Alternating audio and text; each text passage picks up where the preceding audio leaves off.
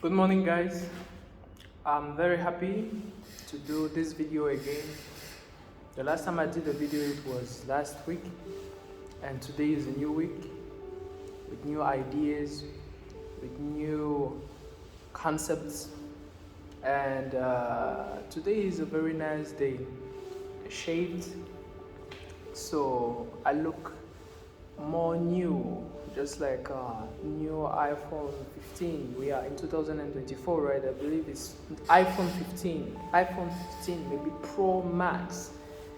So yeah, my mother told me that with my hair I was looking like a witch, so I really had to cut up.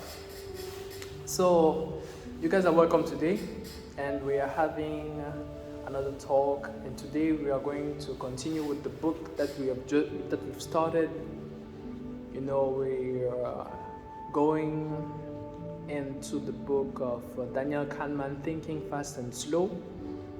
It's a book that I really recommend. It's very deep, very nice, and there is a lot of terminology there, a lot of words that I haven't heard before, or that I haven't read before, that I can see in that book. So I was still continuing reading that one, and I thought that I really had to do a video about one of the effects that I was reading on. And actually, the concept that I will be talking today, I've already said it. It's an effect, one effect, and the name of the effect is the mere exposure effect. So we are going to answer the different questions. What is the mere exposure effect? Why is it relevant?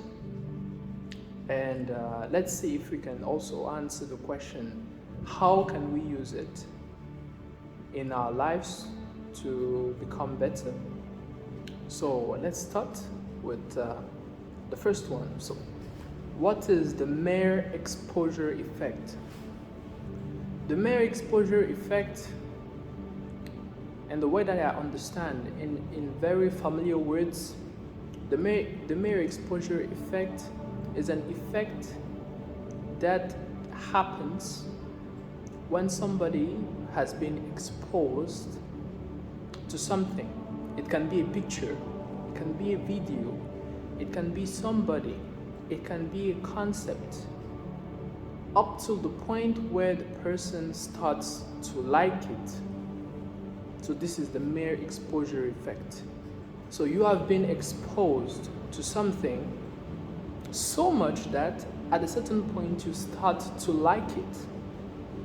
So the question I will ask myself is, if you have been exposed to things that are bad, will it mean that you also can start to like it? The mere exposure effect, by its definition, it will say yes. So the more you are exposed to somebody, to something, to somebody, the more you start to like it. Let me take for example, if I've seen, based on my observation, I've seen that most of the relationships that happen between a man and a woman, or the relationship that happens between people, is just based on familiarity.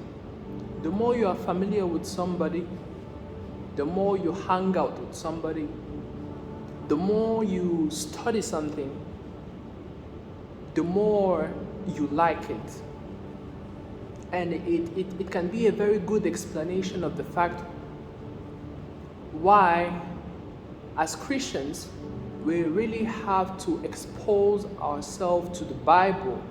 Because at the very beginning, it's very hard for me to say that everybody likes the Bible at the first time they are taking it, because you know the Bible is a little bit complicated. Even the stories, sometimes it's complicated.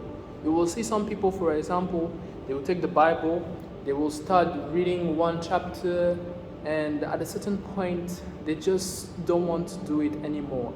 But there is one verse, I believe it's in Joshua chapter 1 verse 8, that says that you have to look at it every day. And the more you look at it, the more you start to like it. So it's something that really applies everywhere. I've seen it, for example, in school. In school, when I was in high school, the last class of high school, there was something that I used to do, and it was much more linked with one subject. That subject, actually, it wasn't like I really liked the subject, but I was just interested in it. Maybe because of the affinity, or maybe because of the reason why I really try to understand things and the way they work. So I was really brought up to that subject, and I started reading it, and the more I was reading about the subject, the more I started liking it, and the more I was liking it, I started having good marks, very, very good marks, and it was biology. So I believe this mere exposure effect can be something that is very relevant. So now let's ask the question, why? Why do we have the mere exposure effect? The why of the mere exposure effect will make us go directly into the concepts maybe of human nature, or it will make us go to the question, why do we do that? And it's one question that I'm still trying to think about. Why is it that the more you expose yourself to something, the more you believe, the more you start liking it?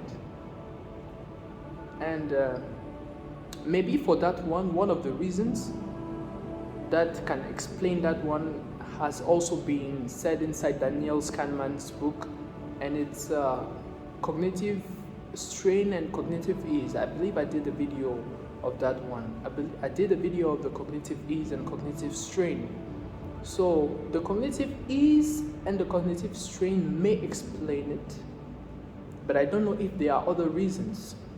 So for those who don't know, the cognitive ease happens when you see something in such a way that your brain starts to accept it, and it doesn't take a lot of energy from you to see the thing or to accept that thing. Let me take an example, like studying piano or studying drums. It's like the first time you go and you try to play the piano, it's very difficult to play a song. But the more you start doing it, the level of energy that it requires from you to do that activity starts to drop down, and at a certain point it's very easy for you to play even one song that was very difficult at the beginning. So one of the answers of that may be the cognitive ease and the cognitive strain.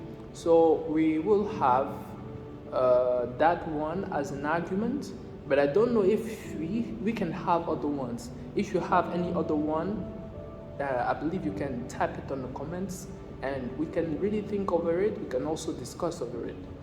It's welcome. So I believe this is the question, why of the mere exposure effect. So now is, how can we use the mere exposure effect to become better in our lives and to do things more efficiently? So I believe for that one is very simple. If you are in a situation where you see that there's something that is very difficult for you to do, the best thing for you to do is just to expose yourself doing the thing, and then you will see that at some point you start to like the thing. I just took the example of Christians. We are Christians. At the beginning, I didn't really like the Bible, if I have to be really honest. But the more I started doing it, the more I just developed passion. I just develop a love for it. Like I can't pass one day without reading it. It's impossible. At least one verse, or thinking about that verse, thinking over and over again. So if you have any problem, just do that. If you are maybe an introvert, or the kind of person who is every time in his room, one of the best things that you will have to do is just socialize. The more you socialize, the more you will be liking being with people. The more you will be at ease being with people. It's something that is very interesting, having that sense of practice. It really pushes us to practice. For example, me, I didn't really like doing YouTube videos, and the main reason why I'm doing YouTube videos is because I've seen that I forget a lot, and because the memories most of the time is better for me to keep them on a note, or maybe do a small video, and after that I will be reviewing those videos or reviewing those notes for me to have those memories to come back to me. So that I will say was the main reason, even though the reason of practicing the language is also another one. So those were the main reasons why I started this YouTube channel. But the aim of it, at the beginning, I didn't really like doing YouTube videos. And if you really see the videos that I've been producing, the first video that I did was, I think, 1 year ago or 2 years ago. And then it took me a long time again to do another video. But the more I'm doing it now, the more I start to like it. And the more I start putting in some small music at the background, I start putting in some nice pictures, and I try to arrange it. The more I'm doing it, the more I start to like it. So that's how I believe that we must use the Mary spoiler effect. I believe it's just the terminology that is pretty high. It's just a big word, but actually the word that defines it perfectly, or maybe let's say the idiom that defines it perfectly, is practice makes perfect. So if you practice, you become perfect. If you practice, you become perfect. Practicing with your mind, and practicing and looking at your errors and trying to move more and more to another level, that's practice. That's real practice. So this is my video for today. I hope you guys enjoyed it, and I will see you guys on the next one. Peace.